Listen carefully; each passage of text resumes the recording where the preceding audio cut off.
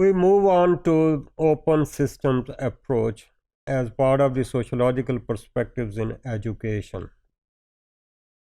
So we have a number of theoretical perspectives और हर perspective जो है it provides let's say valuable insights into the complex system of education. तो इसका focus ये है कि बजाय इसके कि किसी ख़ास पर्सपेक्टिव की बात करें, हम इसको एक ओपन सिस्टम के अप्रोच से इसको अंडरस्टैंड करने की कोशिश करें. So each approach can contribute to the understanding of the whole system.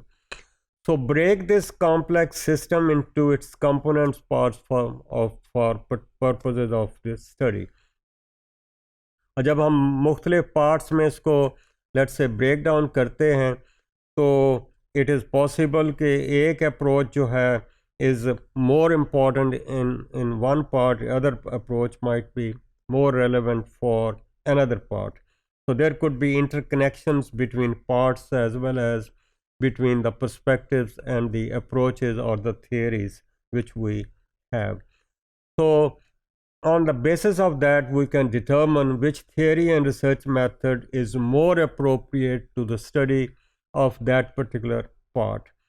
So we consider education as one integrated whole, and it might be also not be considered as something which is static, but rather changing as a dynamic kind of entity.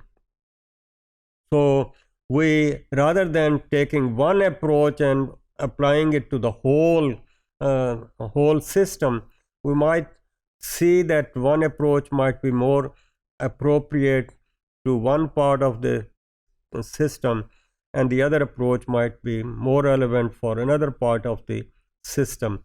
The system can be broken down into different pieces, and then we might see that how these pieces fit together.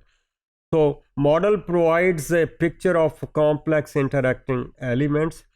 So it provides a framework to consider the common characteristics of many educational systems. So that is how we look at the selected parts of the system become the focus of research and within the context of the larger system. So that is how this open approach is. So it might be considered as an analytical model which can be applied to, let us say, different kind of parts which might be considered as an organization. So we see that an analytical model that can be applied to any instance of the process of social organization from families to nations. तो इसके उसने 5 components की बात की है और इन components में एक ऑर्गेनाइजेशन है, दूसरा एनवायरनमेंट है, तीसरा इनपुट्स हैं, चौथा आउटपुट्स हैं और पांचवा जो है वो फीडबैक की बात आ रही है. अगर ऑर्गेनाइजेशन की बात करें तो organisation is I think necessary. Organisation के बगैर वो बात नहीं चलती. Has to be some kind of arrangement, some kind of order, some kind of organization. So that is the center of activity. It can represent the whole society as a Pakistani society. It can represent an institution just like institution of family or institution of education. It can also represent as an a school as an organization. So that's where action takes place. So we see the action processes in the system bring the organization alive, and the interactions in the organization that lead to the achievement of the objectives or the purposes of the organization. दूसरी important चीज़ है organisation के बाद environment. तो ये organisation कोई हवा में नहीं लटकी हुई, ये एक एनवायरनमेंट के अंदर ये लोकेटेड है. So that environment is something holistic kind of thing. It includes multiple kind of thing.